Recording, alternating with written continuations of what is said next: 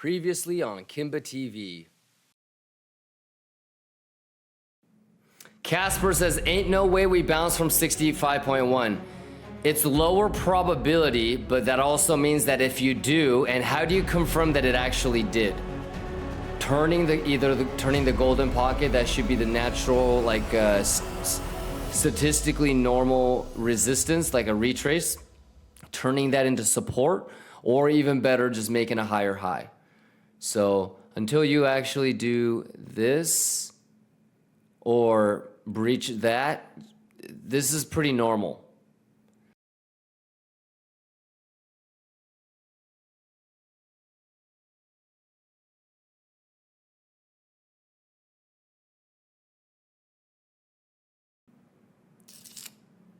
That's gonna get cleaned.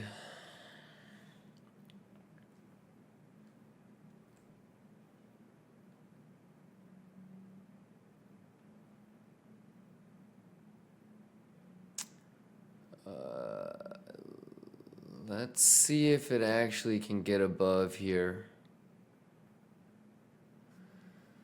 That has to get cleaned and that has to get cleaned. So maybe ding ding.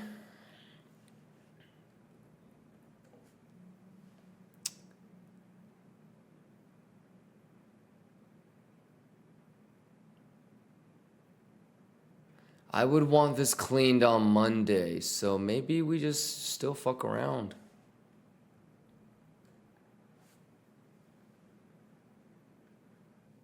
That's bad. That's kind of shitty too. So if we go up first, we would want to see if this is actually breakable. And if they can actually flip and go. But this I think gets cleaned. And I said it yesterday too, but I still think this is possible next week. So as long as you're caught up on the YouTube stuff and you're able to follow along the whole thought process, it should be kind of easy to follow along. So if a swing fails here, I think that's an easy short. But that's kind of like what we were talking about yesterday too, where we're not really bullish until this is claimed. And I don't think that's going to happen today. So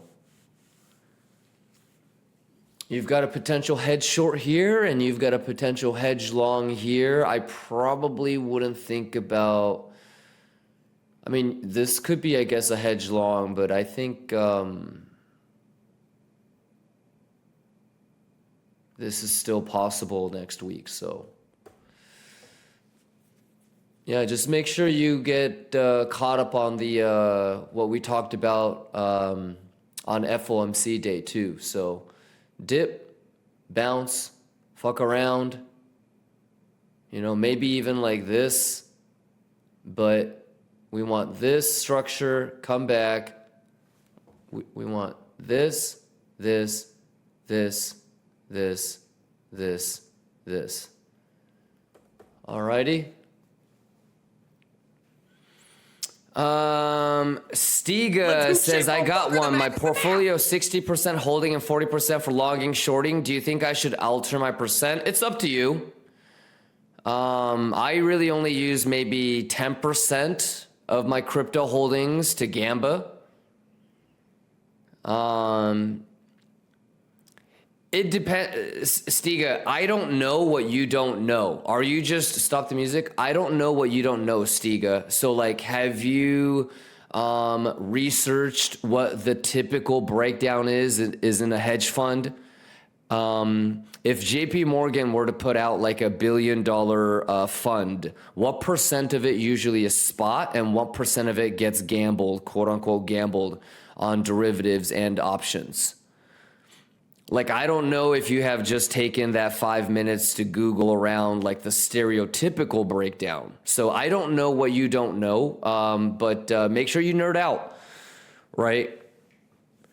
As long as you know and you have put in the effort to, or I don't know if you're just randomly making up 60-40 or if you actually like Googled and researched. So I usually stick to maybe 10% or less. The most I've ever pulled out of my spot holdings to use as margin for a leveraged position was maybe like 15% at like the most degenerate stage.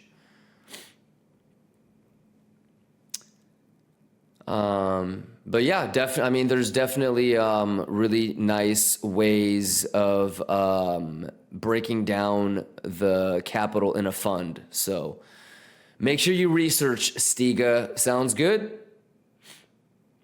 Do you boo boo? What's going on? Fifus, what's going on?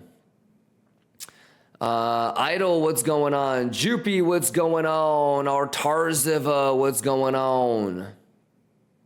My money's really small, so that's why I'm being more aggressive. Okay. Yep. I mean, at the end of the day, it's your money. So as long as you're okay with it, right? Assume that you're going to lose it all on derivatives. So if you lose 40%, as long as you're okay with it, then that should be fine. We already did like the 15-second alpha TA. So if you missed it, luckily I did it at the end of the previous VOD. Before I restarted. So you do not need to wait for a rewind. You just need to watch like the last 15 minutes of the VOD from yesterday. All right. But again, I think if you have done everything that I always harp on, make sure you have the value area low, value area high imbalances. It's kind of pretty obvious, I think, for me. So you've got a long opportunity, maybe around the 63,000 zone. I wouldn't do that. I think you have a short opportunity coming up at the 65,650 sweep if it sweeps. And I still think that we might be able to get that 61.8 to next week. 734, yo brother, where can we expect a rebound when it drops right now? Stop the music. So 734, you tell me. You tell me. There is no scenario in this game where you're gonna make money while you have no idea what you're doing. So I'm here to help you, 734. Instead of just blindly asking me, hey man, where's the next support level? Why don't you take a wild guess and tell me why you think, and we should start the conversation that way.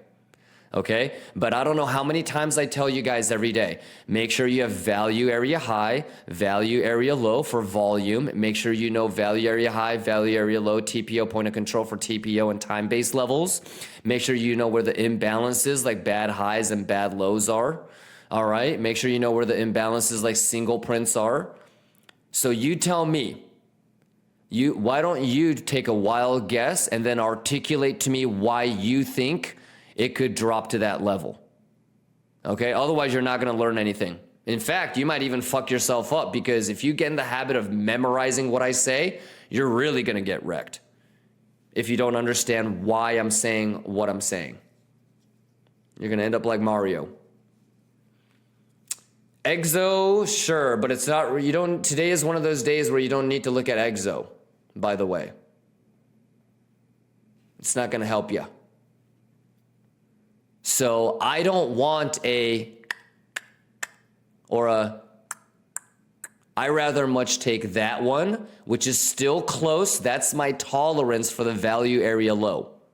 I rather it get to the second biggest. Let me rephrase that.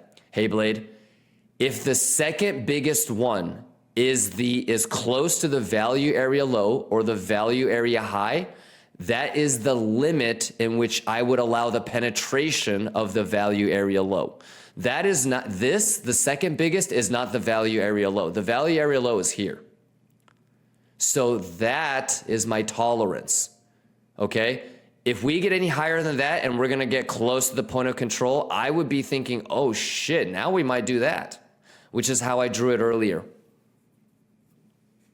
So I'm trying to think what would be my tolerance, because it's not going to pixel fuck value area low. Maybe But in the case that it doesn't pixel fuck value area low, what's my tolerance? And remember, isn't it always a range for me? Do I always go, hey, the exact level is this? No, I try to have a range. So that's how I came up with, that's my tolerance for the value area low in case it penetrates through. But I do not want it to go to the point of control. But that's also why I said, yo, fuck the box.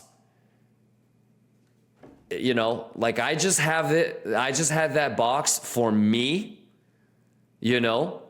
but it's really the swing fail of this blue line, right? Nobody needs to figure out why or how I have that box. It's kind of personal for me, but it's more about the blue line. And, take what I just did and use it on your own method, hybridize it, do what you think is, I think if I do it, use this data, it'll be a little bit better. Take it, do what you want with it. I always like to think about zones because I know that it might not be pixel perfect every single time. So that's all it is. It's like my little tolerance. But I don't want you to think like it's always the second biggest. It just so happens that the second biggest volume node is right near the value area low. And so that's kind of my tolerance. But if the second one was right here, would I say, oh, that's my box? No, that's already too close to the point of control. Yeah, I mean, it's all the same shit that I tell you guys. I want 1 second TA. Unfortunately, this game might not be for you. Yeah, so do you really understand that? Do you really understand who you're competing against? Yeah, make sure you get caught up, but the plan really hasn't changed. So first things first, were you here on Wednesday morning? Were you here Wednesday morning? Okay? Were you here Wednesday morning when we drew it like this?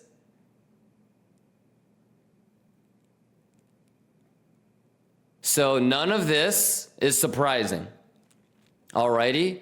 I was gonna go head short on this swing fail up here, but it left it for later. So now that's a really poor high.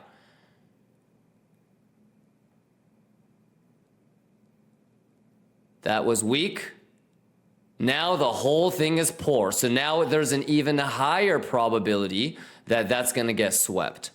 So it's a little bit of extra confluence for this sweep low now.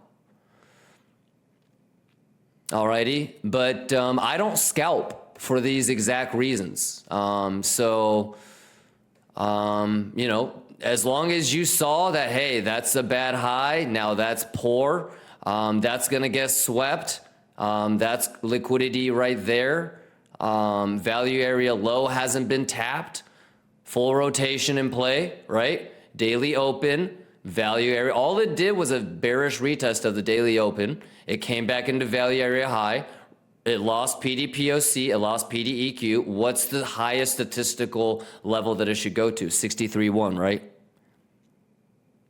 So again, I mean, it's the same shit as always. Make sure you have the boo gammas. Here's boo gammas for today. Alrighty. So, yeah, I mean, I think it's pretty easy. That would have been a scalp short, right? A swing failure pattern would have been a scalp short. And if you can get good order flow and the open interest looks good, that would seem to be like a short long. All right. But remember what we said on Wednesday and higher time frame. I still think we can get 61.8. And I think we do it on Monday. All right. So for me, nothing has really changed. How many of you were here when we said that we're going to bing, bing, bing, bing, bing, bing, bing, bing, bing? We're bing, bing, bing, bing, bing, bing, bing. This doesn't surprise me one bit. I still think we have one more poo-poo. Nothing really changes, even with like the unemployment, to be honest. I mean, if anything, it's like now they have to do rate cuts, right? What were we talking about? Alpizzi was asking something. If the sweep happens over the weekend, would you still take it? No. CME unadjusted wouldn't have swept that way. Right.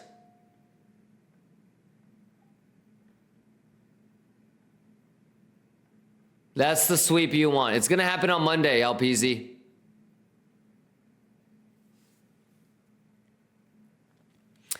Noob Trader says, trying to understand all of this makes my head hurt. Yeah, but that's okay. It's going to take time. That's why anything, good in life usually takes about, 8 years or so. So, eventually it should click. CCDG says, we only looking to go down for now. No potential highs. No. So CCDG, I think what you want to do as a new lion is one, don't play this trying to predict the future game. Nobody knows. Okay? You identify levels to the upside. How do you do that?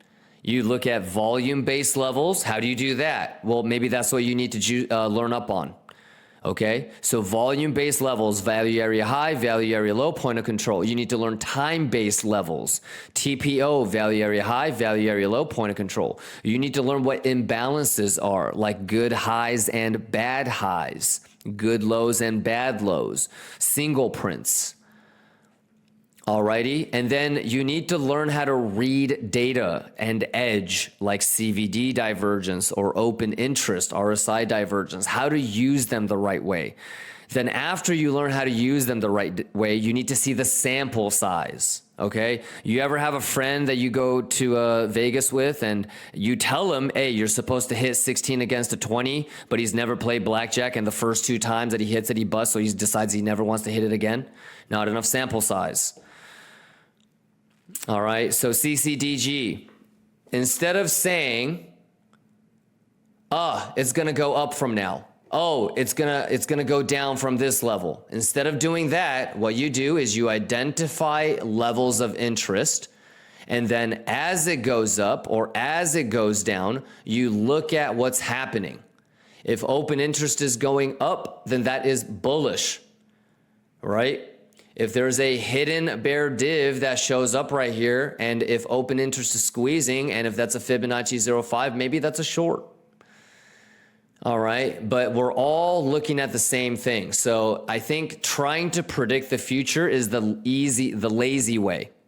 Why not say, hey, if it gets up here and there's enough edge, I'm gonna short. If it comes down here and if there's enough edge, I'm gonna long, and just have the data tell you if there's edge. And if there is no edge, then don't take it. And guess what? Even if you have all the edge in the world, it might still go against you. But the objective is to make money.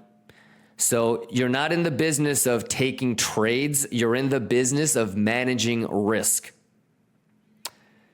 All right, CCDG.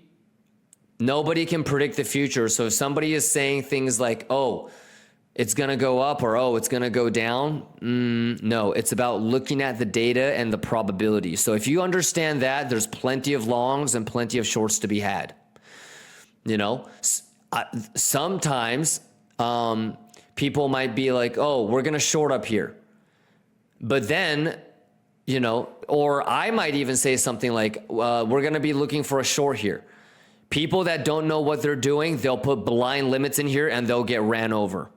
The people that are listening and they're learning, they know that for me to short here, one, it has to be a structural edge, so it has to sweep and close below this level.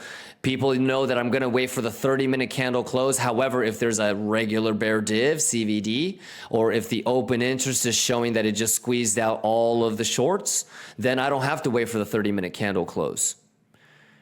All right, I can let the first candle come in, and if there isn't enough edge, I can simply just wait for the failed auction and wait for the level to get lost.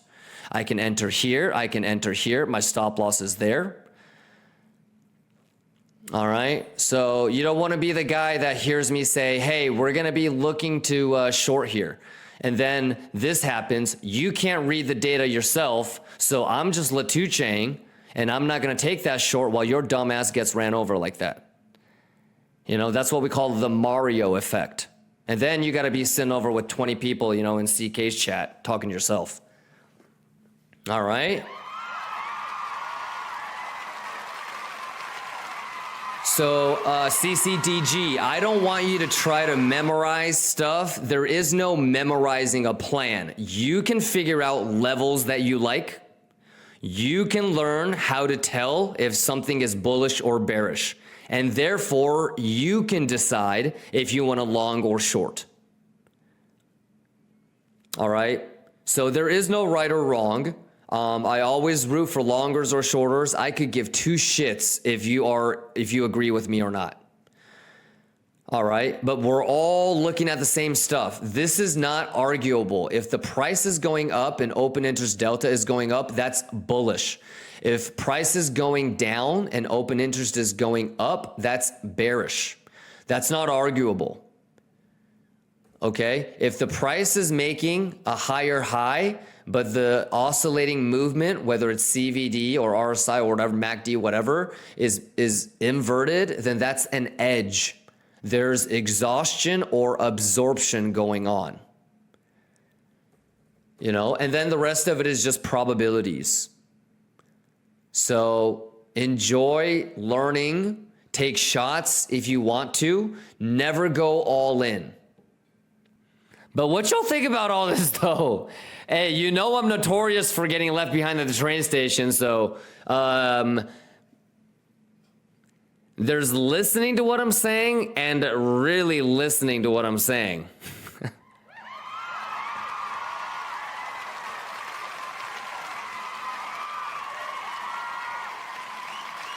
But what y'all think about that box? What do you guys think about these lines? What do you think about these levels? What do you think about structure?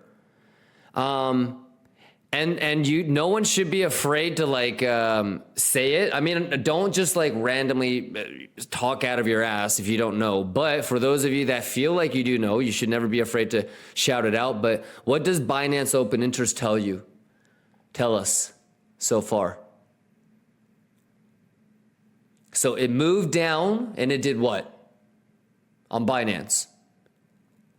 It's interesting to see the lower low, higher low. So if, and I'm not saying it's going to, but if it does make one, I would love the continuation of these. Stuff that you can try to like maybe anticipate a little bit. We've been watching this, you know, for quite some time. The Burj Khalifa still hasn't changed. It's still 67. But what y'all think about this? Brotoya says, come on, candle go green. You already in a long, my boy? Brotoya, I'm rooting for you. Yes, this one being green would help you a lot. Yeah, because I mean, what's this?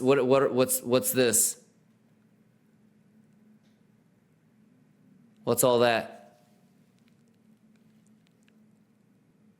Caught up on the Wednesday highlight.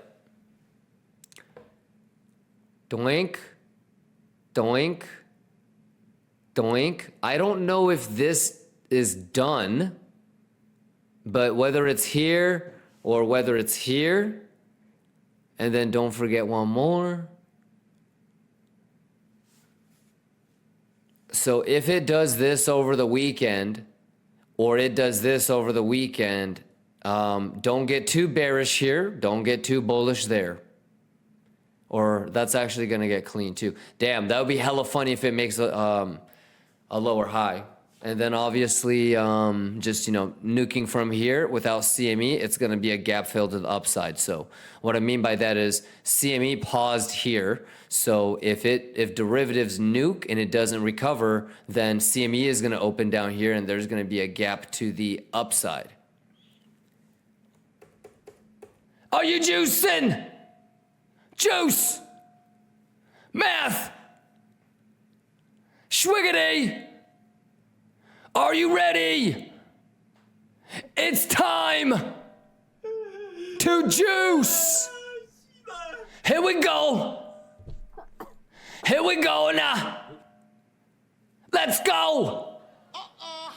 It's time. It's time.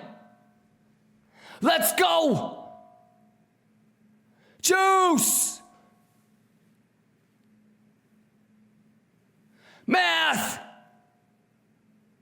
If you don't know what you're doing, you don't know what you're doing. That's okay.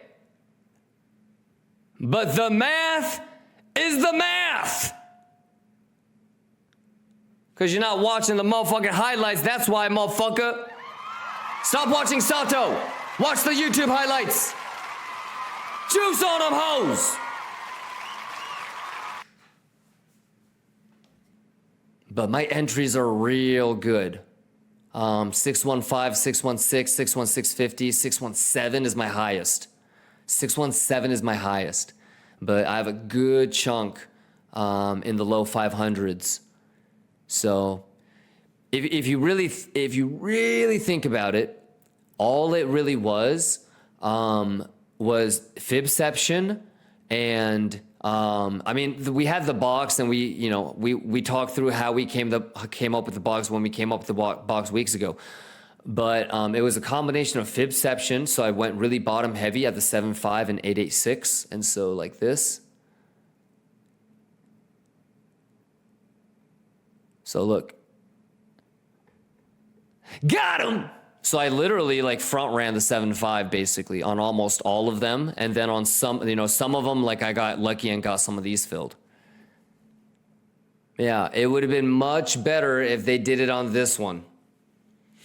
A little bit bummed out that it didn't do it on this one.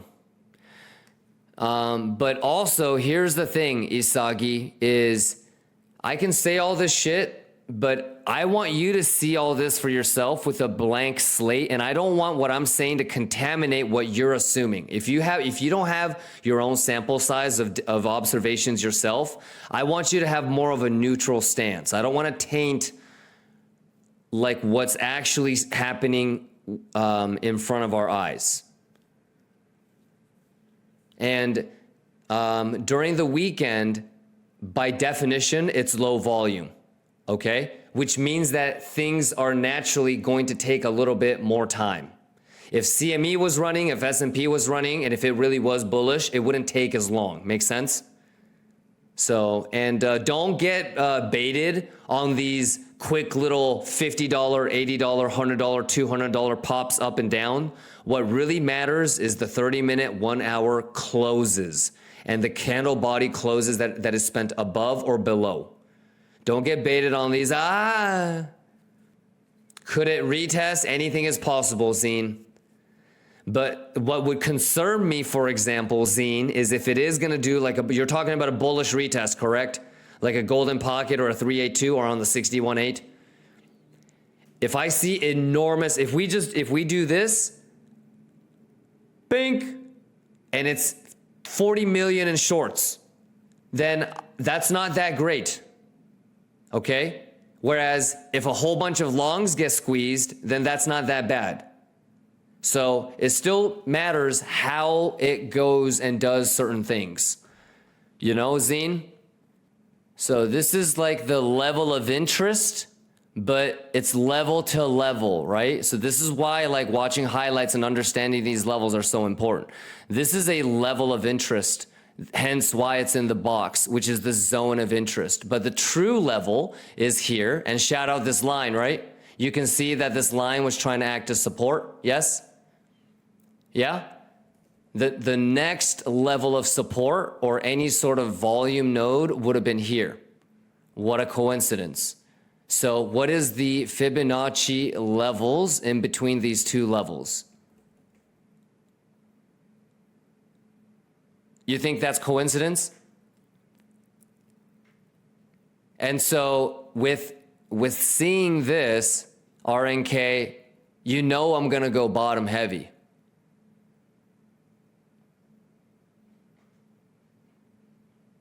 And don't get stopped out at the single print.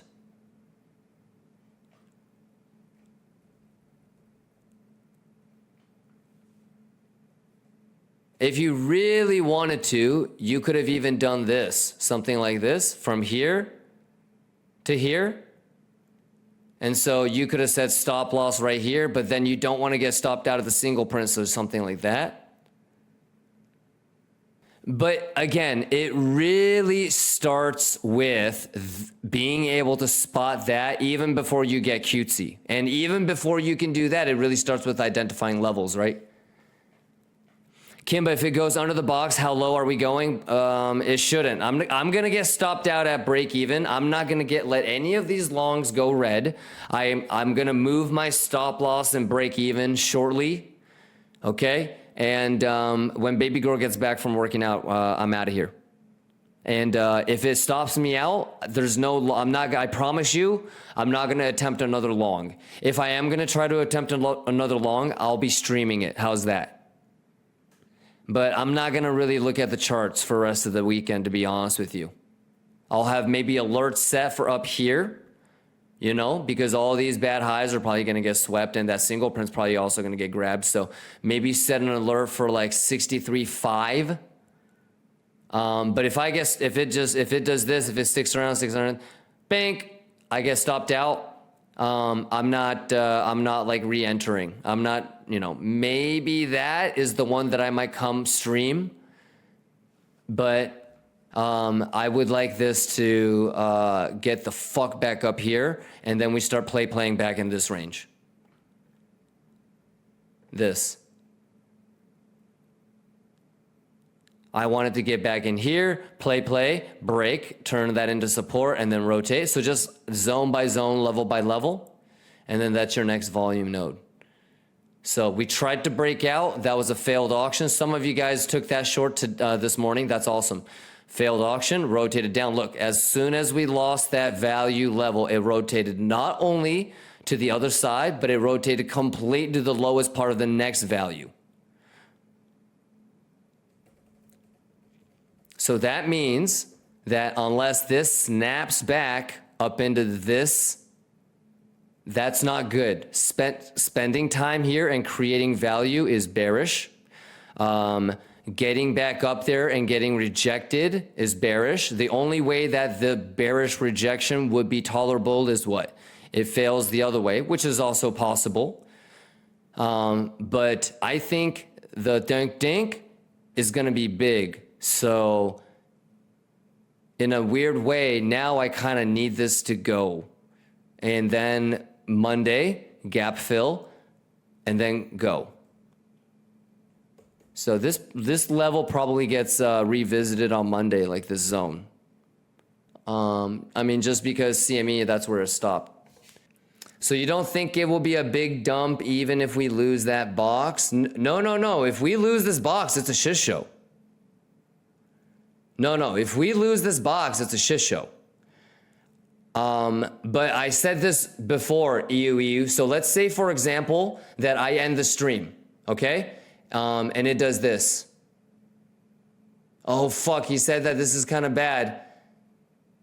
And it does this over the weekend. That means that unless it snaps back up and CME opens here, there's going to be a gap to the upside. Some people are going to pull fibs, look at volume, and say, I don't want a full fill, so I want to short here, or I want to short here. Okay? Some people are going to be bullish, and what they're going to want to do is see a deviation and then the reclaim, and they're going to long that. Okay? For a full rotation and gap fill. All right. So a lot of that is going to have to do with blue gammas, I think, and like open interest and in general what happened over the weekend. All righty, EU. In my opinion, what I would really prefer, EU, is in the next 2 or 3 candles, we get up here or we breach that. I don't think in the next 2, 3, like it could do this, you know, and then maybe we have to turn that into support. But in the next 2 or 3 30-minute candles, I would love for us to be able to attack that. It's got to get going. Hey, Sato, tell them what happens if they don't use stop loss. Tell them what happens if they don't use stop loss as the market makers get nasty, exactly as I end the stream. He said he's going to smack the shit out of you, y'all. Hey, I had an amazing week. I had an amazing Friday. Don't get too crazy, okay? The safest thing would be to just wait for the gap play. All right, but I know y'all are going to do what you do, so stop loss and profit. Always, always, always stop loss and profit.